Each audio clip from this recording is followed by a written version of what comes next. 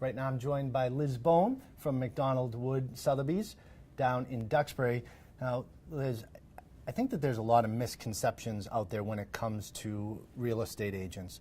I think a lot of people think that you can list a property, stick a sign in the front yard, it goes on MLS and the property sells. That's not the case, as you know. Not at all. What are some of the misconceptions that you're seeing out there right now? Well, I think exactly what you're saying is that people feel like it's an easy job. It's not an easy job. You know, what am I paying you for? I've had this conversation with clients of mine that I've done business with for years.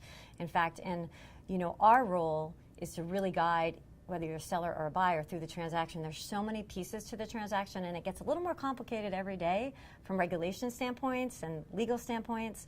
And if I'm representing a buyer, I want to make sure that they are totally positioned between financing, selling a property, or if they're in a rental, making sure they know how to get out of that, and then stepping them through the process of the inspections. They're nervous, they're scared. You know, I become a mother figure to them, at least that's how I sort of see myself, and to carry them through the process. And sellers have all kinds of mixed mindsets right now because they're hearing things about multiple bids, and they're hearing, they see things on national television about statistics, and we have to really help guide them to keep them in a reality check, otherwise they'll miss the market.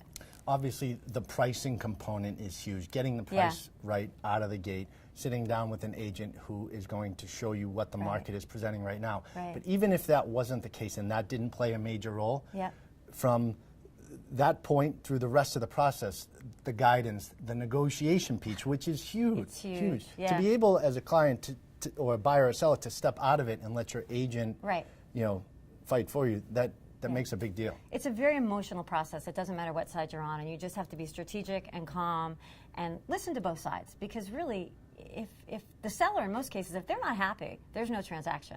So how do we make each party happy and make the transaction fair? It's really a no-brainer to connect with the top agent in your local market, whether you're buying or selling. I would hope so.